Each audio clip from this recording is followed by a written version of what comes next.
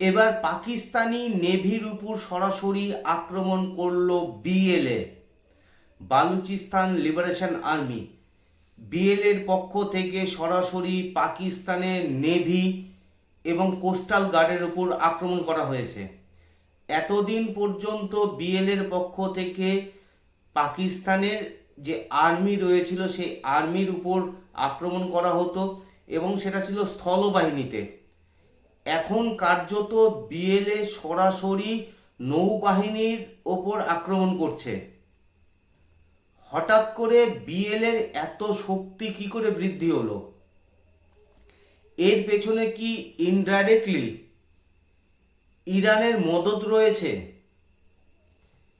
কারণ যে জায়গায় বিএলএ পাকিস্তান নেভির উপর আক্রমণ করেছে সেটি ইরান এবং পাকিস্তানের যে বর্ডার রয়েছে সেই বর্ডারের পিং পয়েন্ট জায়গায়।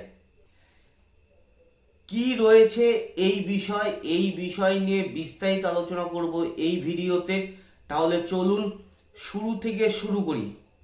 নমস্কার, আপনারা দেখছেন এন বাংলা সংবাদ। পাকিস্তানের নেভির উপর এবার সবচেয়ে বড় আক্রমণ করা হয়েছে বিএলএর পক্ষ থেকে। বালুচিস্তান লিবারেশন আর্মি পাকিস্তানের নেভির উপর যেখানে অ্যাটাক করেছে সেটি ইরানের যে গোয়াদার পোর্ট বন্দর রয়েছে সেই বন্দর থেকে খুব কাছে। অর্থাৎ বালুচিস্তান এবং ইরান এই দুজনের যে বর্ডার শেয়ার হয় সেই বর্ডার শেয়ারিংয়ের জায়গাতে বিএলএর পক্ষ থেকে পাকিস্তানের নেভির উপর বড় অ্যাটাক করা হয়েছে।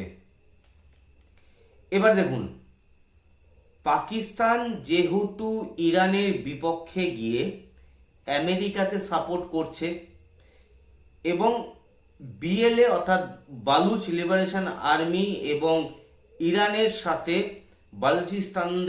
বালুচিস্তানে যারা বাসিন্দা রয়েছে তাদের সাথে একটা গভীর সম্পর্ক রয়েছে।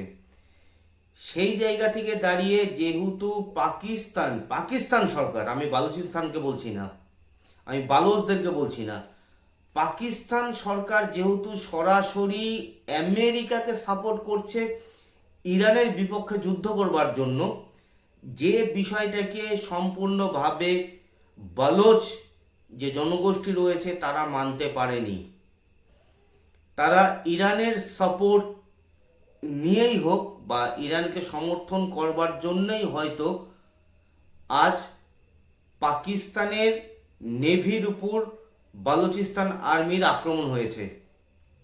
আজকে দেখুন, আমাদের বিগত ইতিহাস আমরা দেখেছি বালুচিস্তানের পক্ষ থেকে পাকিস্তানের বিভিন্ন জায়গায় হামলা করা হয়েছে। কোনো সময় পাকিস্তানের যে ট্রেন যেটা বালুচিস্তানের মধ্যে দিয়ে যায় সেটাকে আটকানো হয়েছে, সেটাকে হস্টেজ করা হয়েছে। এরকম বিভিন্ন কর্মকাণ্ড বালুচিস্তান লিবারেশন আর্মির পক্ষ থেকে করা হয়েছে, কিন্তু কোনোদিনও সরাসরি পাকিস্তান নেভির উপর বালুচিস্তান আর্মির পক্ষ থেকে হামলা করা হয়নি। এটাই প্রথম।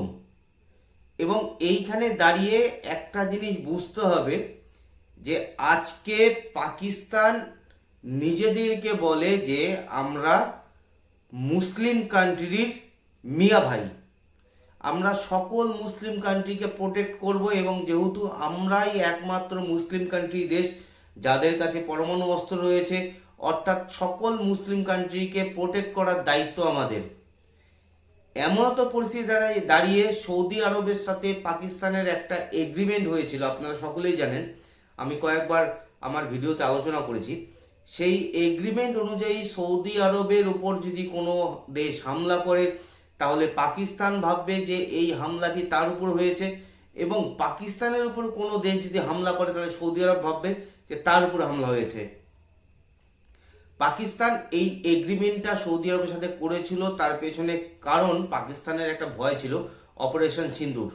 অপারেশন সিন্দুরের সময় পাকিস্তানের উপর যেভাবে আমাদের এয়ার ডিফেন্স সিস্টেম তাদের মিসাইলগুলোকে আটকিয়েছিল এবং আমাদের ব্রহ্মোস যেভাবে পাকিস্তানের ক্ষয়ক্ষতি করেছিল, সেই ভয়ে পাকিস্তান দৌড়ে গিয়েছিল সৌদি আরবের কাছে। কারণ পাকিস্তান খুব ভালো করেই জানতো যে সৌদি আরবের উপর হামলা করবার মতন বিশ্বে কোনো দেশ নেই। তার পেছনে কারণ সৌদি আরবকে প্রোটেক্ট করে আমেরিকা।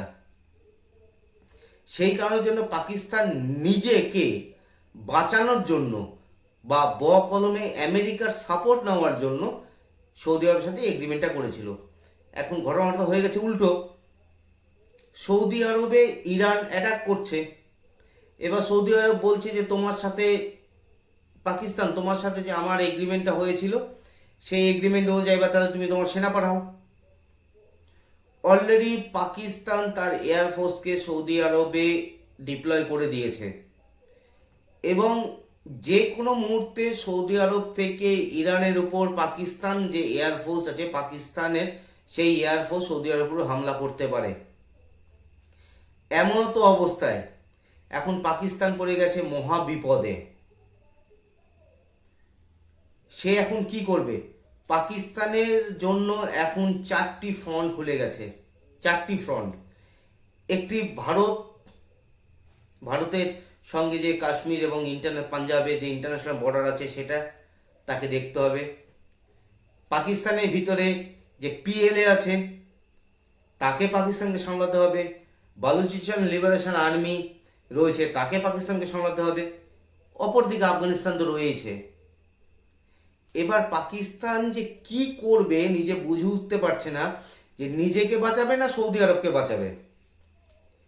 এমন একটা পরিস্থিতিতে তার মধ্যে থেকে দাঁড়িয়ে বিএলএ পাকিস্তান নেভির উপর হামলা করছে। আজকে বিএলএ একটা জিনিস খুব পরিষ্কার করে বুঝে নিয়েছে, আজকে যদি গোয়াদার বন্দর যেটা রয়েছে, যেটা ইরানের গোয়াদার বন্দর, সেই বন্দরের কাছে অর্থাৎ বালুচিস্তান যেটা রয়েছে সেটা করাচি বন্দরের থেকে একটু দূরে। এই জায়গাটা যদি বিএলএ যদি টোটালি ক্যাপচার করে নিতে পারে তাহলে টোটাল সমুদ্রের আধিপত্য বিএলএর কাছে চলে আসবে।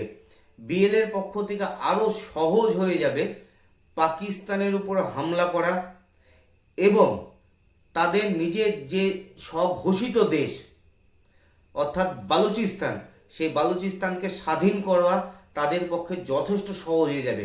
কারণ আজকে যদি সি রুট বালুচিস্তান পেয়ে যায়, তাদের পাকিস্তান আর্মির সাথে লড়তে গেলে যে সকল অস্ত্রগুলো প্রয়োজন পড়বে সেই সকল অস্ত্র তারা বিভিন্ন দেশ থেকে রপ্তানি করতে পারবে। যেহেতু ইরানের বিপক্ষে পাকিস্তান আমেরিকাকে সাপোর্ট করছে, আজকে আপনি একটা কথা ভাবুন, পাকিস্তান একটা মুসলিম দেশ, সেই মুসলিম দেশ হয়ে সে মুসলিমের উপরে হামলা করবে, যেখানে পাকিস্তান বরাবর বলে এসছে যে মুসলিম দেশের নেতৃত্বের দায়িত্ব আমাদের, কারণ আমাদের কাছে পরমাণু বোমা রয়েছে। টোটাল মুসলিম যে দেশ রয়েছে সেই দেশগুলোকে সংরক্ষিত আমি রাখব। আজকের অবস্থা ভাবুন। সত্যি কথা বলতে আজ আমেরিকার পাপেট হয়ে দাঁড়িয়েছে পাকিস্তান।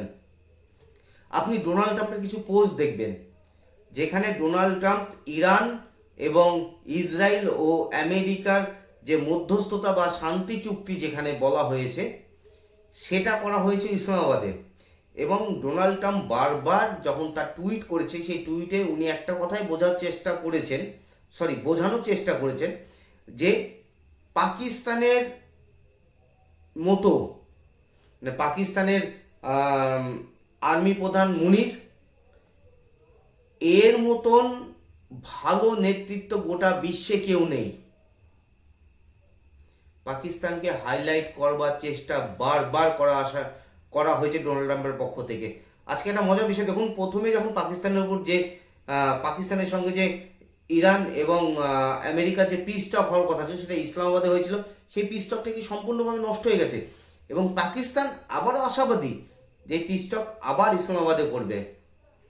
আজকে বালুচিস্তান প্রমাণ করে দিয়েছে আমেরিকাকে, পাকিস্তানকে নয় আমেরিকাকে প্রমাণ করে দিয়েছে যে আপনার পিস টক করতে পাকিস্তানের লাহোর বা ইসলামাবাদ আসবেন তো সেটা আমাদের নখ দর্পণে বা আমাদের দোরগোড়ায় আছে।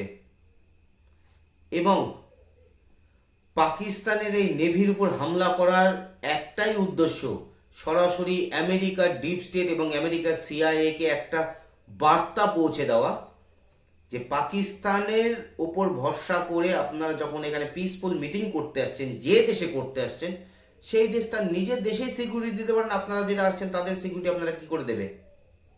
আপনাদেরকে কি করে দেবে?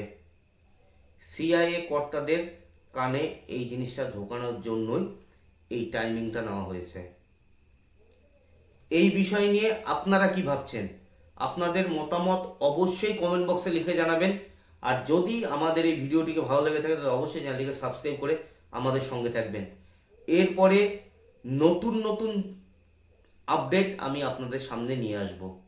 সকলে ভালো থাকবেন, সুস্থ থাকবেন।